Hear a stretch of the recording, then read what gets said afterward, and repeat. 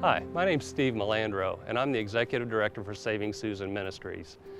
I came to know Saving Susan through Jay and Tracy Arnson, and Jay and I have been friends for a number of years. And when Jay came back from a mission trip, he shared with me the concept of Saving Susan and invited me to become a part of it. So after working for 20 years with Coca-Cola, Jay invited me at retirement to become a part of Saving Susan Ministry, and I was absolutely thrilled.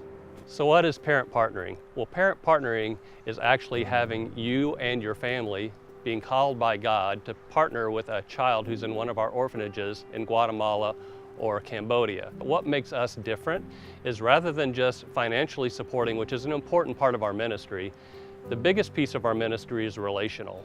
And that's where we're different and we're unique from other agencies, is that when you take this child into your family, it's not just sending them the financial aid, which is important, but it's also having conversations once a week, 2-3 times a month, and talking to them about the stuff of life. How's school going? What sports are they playing? Just the same kind of things you would do when you're talking to your kids when they might be away to college. The reason this is important is because children in these orphanages cannot be adopted from those countries into our country, so they literally have no hope of having a family as we would know it. So I've told you what parent partnering is and what makes our parent partnering program different, but I think it's important that you hear from two of our parent partners who have actually lived this and can tell you in better depth what it's meant for them and their families. Narciso, well, he's 20 years old, so he is the oldest child, if you want to say. He's not a child, but oldest child at Houses of Hope. Through us being able to communicate, we try to at least every 2 weeks. Through that process, he has opened up a lot more and he has become more confident and know that he's so close to graduating high school to be able to move on to, he wants to be a lawyer. And so to move on to university to be able to hopefully one day achieve that goal. Even though I'm not his biological parent, it has given me a sense of delight, I guess, to see him grow, to see him come out of his shell, to see him become a man. Once you get on that first Skype call and see their face and get to know them, it's all gone after that.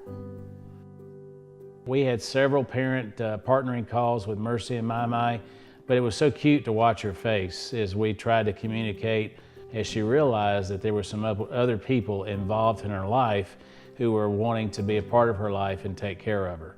You see them on the conference call, but then when you see them person to person, it really deepens that relationship and it brings it to a whole nother level. And there's almost like a father and a daughter, relationship that begins at that point.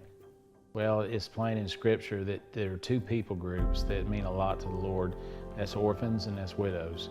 We're dealing with orphans in Saving Susan Ministry. And so I believe that it pleases the Lord for every child to have a family to belong to. And if I have room in my heart, room in my wallet, and room in my house and my time, I should make room for that. We have grandchildren now, but we also have 4 other children that we get to watch grow up, that we get to play a part in their value system and help them mature as young adults, and that we get to be a part of their life. I can't wait one day to see Sona graduate. I can't wait for the girls to pick a man one day to marry, and I hope that they see us as part of their family, that they will invite us to be a part of that.